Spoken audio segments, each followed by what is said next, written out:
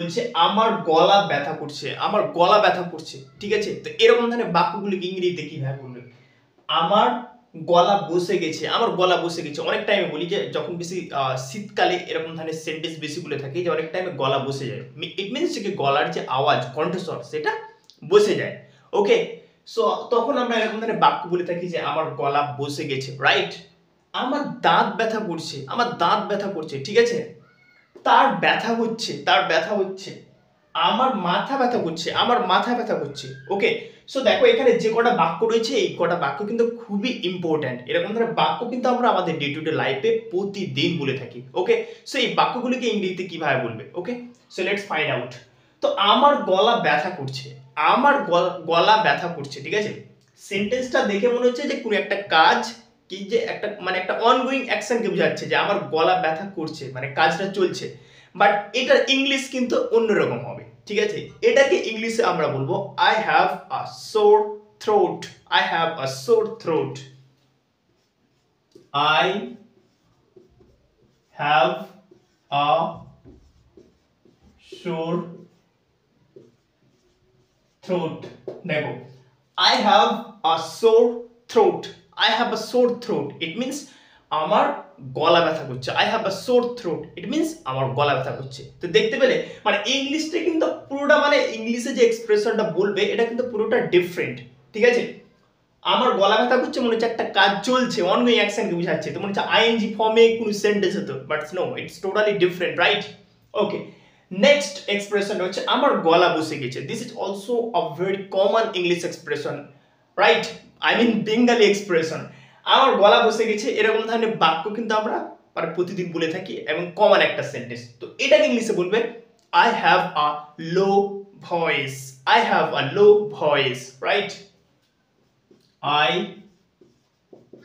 have a low voice, I have a low voice, it means আমার গলা বসে গেছে। ওকে, এই সেন্টেন্সটাও কিন্তু খুবই গুরুত্বপূর্ণ। তারপরে কি আছে দেখো, আমার দাঁত ব্যথা করছে। This is so common, right. আমার দাঁত ব্যথা করছে, তো এটাকে বলবে আই হ্যাভ আ টুথ এক, আই হ্যাভ আ টুথ এক, আই হ্যাভ আ টুথ এক। ওকে, তাহলে দেখো আমার দাঁত ব্যথা করছে, তো এটাকে ইংলিশে বলবে আই হ্যাভ আ টুথ এক, আমার দাঁত ব্যথা করছে। ঠিকই বুঝতে পারলে, খুবই সুন্দর একটা এক্সপ্রেশন। তার ব্যথা হচ্ছে কিংবা আমার ব্যথা হচ্ছে, এরকম ধরনের বাক্য তো বলে থাকি যে আমার ব্যথা হচ্ছে আর তার ব্যথা হচ্ছে। তো এটাকে ইংলিশে বলবে he is having pain, he is having pain, he is having pain মানে কি বলতো, তার ব্যথা হচ্ছে। এবার গেজ করো যে তোমার কোথাও হয়তো ব্যথা হচ্ছে, তো তুমি বলতে পারো আই এম হ্যাভিং পেন, অর্থাৎ আমার ব্যথা হচ্ছে, ঠিক আছে। আই এম হ্যাভিং পেন, তার ব্যথা হচ্ছে হি ইজ হ্যাভিং পেন, আমার ব্যথা হচ্ছে আই এম হ্যাভিং পেন। ওকে, তারপরে কি আছে দেখো, আমার মাথা ব্যথা করছে, আমার মাথা ব্যথা করছে। ওকে, তো এখানেও দেখো মনে হচ্ছে কি একটা অনগোয়িং অ্যাকশনকে বোঝাচ্ছে যে কোনো একটা কাজ কন্টিনিউয়াসলি চলছে, রাইট। আমার মাথা ব্যথা করছে, কিন্তু এর মানে ইংলিশ এক্সপ্রেশনটা টোটালি ডিফারেন্ট হবে। এখানে আমরা দেব I have a headache, I have a headache, ঠিক আছে। আই হ্যাভ আ হেডেক, অর্থাৎ মাথায় ব্যথা করলে, মাথায় যখন ব্যথা হয় সেটাকে ইংলিশে বলা হয় headache. So I have a headache, অর্থাৎ আমার মাথা ব্যথা করছে। সো দেখতে পেলে খুবই মানে ইম্পর্ট্যান্ট একদম বাংলা এই বাক্যগুলি, যেগুলো ইংলিশে কিভাবে বলতে হয় আমি এক্সপ্লেন করলাম। ওকে, আমি আবার এই সেন্টেন্সগুলো একটু রিক্যাপ করে নিচ্ছি। আমার গলা ব্যথা করছে, I have a sore throat. আমার গলা বসে গেছে, I have a low voice. আমার দাঁত ব্যথা করছে, আই হ্যাভ আ টুথ এক, আই হ্যাভ আ টুথ এক। তার ব্যথা হচ্ছে, হি ইজ হ্যাভিং পেন। আমার মাথা ব্যথা করছে, I have a headache, I have a headache. Okay, so প্রথম ফ্রেজটা কি রয়েছে দেখে নাও, টু বি অনেস্ট। এটা হচ্ছে খুবই একটা মানে কি কমন একটা phrase, right. To be honest, যেমন করে আমরা বাংলাতে বলে থাকি যে কি সত্যি বলতে আমি কফি পছন্দ করি না, সত্যি বলতে তারা খুবই চালাক, সত্যি বলতে তাদের কোনো পয়সা নেই। তো এই যে সত্যি বলতে, তো এটাকে আমরা ইংলিশে বলবো to be honest, to be honest. To be honest basically means speaking frankly, right? So to be honest কথার অর্থ হচ্ছে সত্যি বলতে, সত্যি বলতে। যেমন ধরে নাও, উদাহরণটা কি বলছে দেখো, টু বি অনেস্ট সত্যি বলতে আই ডোন্ট লাইক দিস, আমি এটা পছন্দ করি না। এবার দিসকে বাদ দিয়ে দাও, to be honest I don't like coffee, মানে সত্যি বলতে আমি কফি পছন্দ করি না। To be honest I don't like them, them মানে কি বলতো, সত্যি বলতে আমি তাদেরকে পছন্দ করি না, এখানে দেম মানে তাদের। আর টু বি অনেস্ট সত্যি বলতে আই ডোন্ট লাইক দেম, তাদেরকে আমি পছন্দ করি না। সত্যি বলতে আমি তাকে পছন্দ করি না, হিম লাগিয়ে দাও। তাহলে to be honest I don't like him. দেখো তুমি নিজে থেকে দিসকে হটিয়ে তুমি যে জিনিসটা পছন্দ করো না সেই জিনিসটার নাম লাগিয়ে দাও। তুমি ধরো না স্মার্টফোন পছন্দ করো না, তাহলে to be honest I don't like smartphone, কারণ স্মার্টফোন যত মানে আমরা ব্যবহার করছি তো আমাদের পার্সোনাল ডিস্টার্ব হচ্ছে, right? To be honest I don't like cycle, সত্যি বলতে আমি সাইকেল পছন্দ করি। তো টু বি অনেস্ট কথার অর্থ হচ্ছে সত্যি বলতে। আর পরের অংশটা একটা সেন্টেন্স হবে, তুমি শুধু এটা নয় যে আই ডোন্ট লাইক দিস দিয়ে বাক্যটা করতে পারো, তুমি অনেক রকম মাল্টিপল সেন্টেন্স তুমি অ্যাড করতে পারো, এটা একটা ফ্রেজ, ওকে? তো টু বি অনেস্ট মানে কি সত্যি বলতে, দ্যাটস ইট। তারপরে কি আছে, বোথ অফ ইউ। অনেক টাইমে আমরা বাংলাতে বলে থাকি বোথ অফ ইউ, কথা আগে বাংলা অর্থটা বলে দিচ্ছি। বোথ অফ ইউ মানে হচ্ছে তোমরা দুজনে, তোমরা দুজনে, বুঝতে পারলে? বোথ অফ ইউ মানে কি তোমরা দুজনে। যেমন আমরা বলতে পারি তোমরা দুজনেই চালাক, both of you are clever, তোমরা দুজনেই কফি পছন্দ করো না, both of you don't like coffee, ঠিক আছে? তো বোথ অফ ইউ মানে কি বলতো, তোমরা দুজনে, both of you are very smart মানে তোমরা দুজনেই খুব চালাক, ঠিক আছে? তো বোথ মানে উভয়, ঠিক আছে? তো বোথ অফ ইউ মানে তোমরা দুজনে, ঠিক আছে? তো হয়ে গেল এটা। তারপরে স্ট্রাকচারটা আছে it's up to you. It's up to you খুব সুন্দর একটা ফ্রেজ এটা।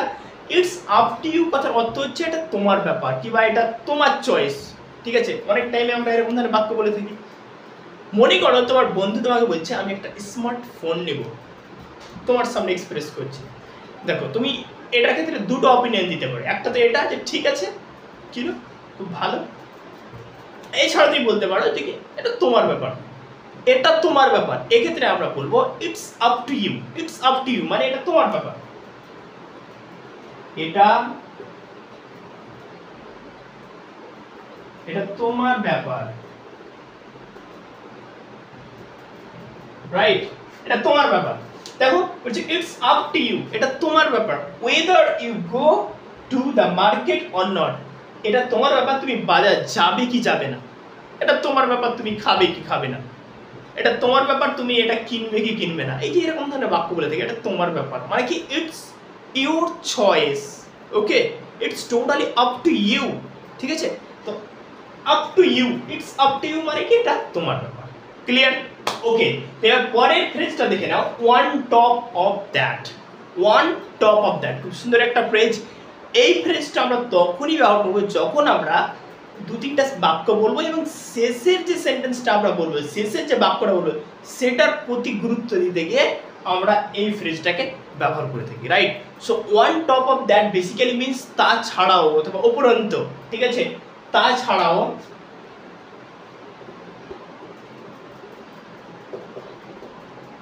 তাছাড়াও যেমন ধরে নাও যে কি বলছে, I am student, I am a student, ঠিক আছে? আমি হই একজন ছাত্র, আই স্টাডি ভেরি হার্ড, আমি কঠোর পড়াশোনা করি। ওয়ান টপ অফ দ্যাট তার উপরেও অর্থাৎ তাছাড়াও, I can speak in English, আমি ইংরেজিতে কথা বলতে পারি। ব্যাপারটা বুঝতে পারছো? ইয়েস, দেখো এখানে তিনটা সেন্টেন্স রয়েছে, there are three sentences, right? I am a student একটা সেন্টেন্স, আই স্টাডি ভেরি হার্ড দুটো বাক্য, আর তারপরে রয়েছে I can speak in English. তো এখানে তুমি দেখতে পাচ্ছ আই অ্যাম আ স্টুডেন্ট, আমি একজন ছাত্র, আই স্টাডি ভেরি হার্ড, আমি কঠোর পড়াশোনা করি। তার মানে এই দুটো তো বললো, এবং শেষের বাক্যটাকে স্ট্রেস দিয়ে জোর দিয়ে বলার জন্য ওয়ান টপ অফ দ্যাট মানে এই ফ্রেজটাকে ব্যবহার করলাম। তো বুঝতে পারলে যে অন টপ অফ দ্যাট আমরা তখনই ব্যবহার করবো যখন আমরা শেষের সেন্টেন্সটাকে বেশি গুরুত্ব দিয়ে বলার চেষ্টা করবো, রাইট? সেক্ষেত্রে আমরা অন টপ অফ দ্যাট। তো on top of that basically means তাছাড়াও অথবা উপরন্ত, ঠিক আছে, এরকম বাংলাতে সেন্সটা হবে, রাইট? তো আবার আমি বাক্যটা বলে দিচ্ছি, I M a student, I study very hard, on top of that I can speak in English. বুঝতে আমি একজন ছাত্র, আমি কঠোর পরিশ্রম পড়াশোনা করি, তাছাড়াও আমি ইংরেজিতে কথা বলতে পারি। দেখতে পাচ্ছ তো নিচের যেটা সেন্টেন্সেস মানে লাস্ট যে সেন্টেন্সটা সেটাকে স্ট্রেস দিয়ে বলার জন্য আমরা অন টপ অফ দ্যাট ফ্রেজটাকে ব্যবহার করব। তো I hope you get it. তারপরে স্ট্রাকচারটা রয়েছে সো ফার। সো ফার মানে কি বলতো? সো ফার মানে হচ্ছে এখন পর্যন্ত, কিচ্ছু নেই ঝামেলা এটাতে, ঠিক আছে? এটা খুব সুন্দর একটা ফ্রেজ। সো ফার মানে এখন পর্যন্ত। যেমন আমরা বলি এখন পর্যন্ত সব কিছু ঠিক আছে, তাহলে so far everything is fine মানে এখন পর্যন্ত সব কিছু ঠিক আছে। এখন পর্যন্ত আমি 25,000 টাকা আর্ন করেছি, উপার্জন করেছি, তাহলে কি বলবে? I have earn 25,000 so far, অর্থাৎ আমি এখন পর্যন্ত 25,000 টাকা উপার্জন করেছি। বুঝতে পারলে তো? সো ফার কথার অর্থ হচ্ছে এখন পর্যন্ত। ক্লিয়ার? ওকে ওকে। এর পরের ফ্রেজটাকে দেখে নাও, ডিউ টু। তো ডিউ টু কথার অর্থ কি? ডিউ টু কথার অর্থ হচ্ছে কারণে। কি বলতো? কারণে। যেমন করে আমরা বলি না যে বৃষ্টির কারণে স্কুল বন্ধ, এই যে এই ক্ষেত্রে যেটা কারণ থাকবে সেখানে আমরা কি ইউজ করব? Due to. ডিউ টু কথার অর্থ হয়ে গেল কারণে।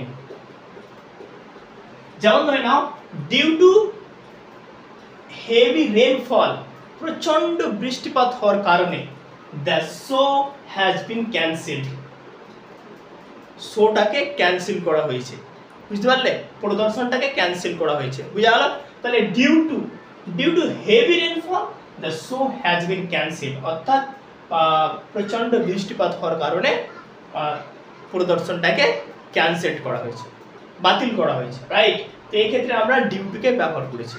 ওকে, they work during the night, তারা রাতের সময় কাজ করে, অ্যান্ড স্লিপ বাই ডে, এবং দিনে ঘুমায়। তো দেখতে পেলে সময়, এই যে দেখো তারা রাতের সময় কাজ করে এবং দিনে ঘুমায়, তাহলে they work during the night and sleep by day, তারা রাতের সময় কাজ করে এবং দিনে ঘুমায়। তার এছাড়াও তুমি এরকম বলতে পারো, I was very strict, I was very strict, আমি খুব কঠোর ছিলাম, during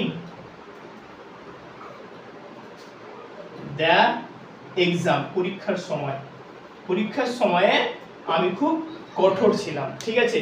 I was very strict during the exam, আমি পরীক্ষার সময়ে খুব কঠোর ছিলাম। বুঝা গেল? So thanks for watching this video. Thank you.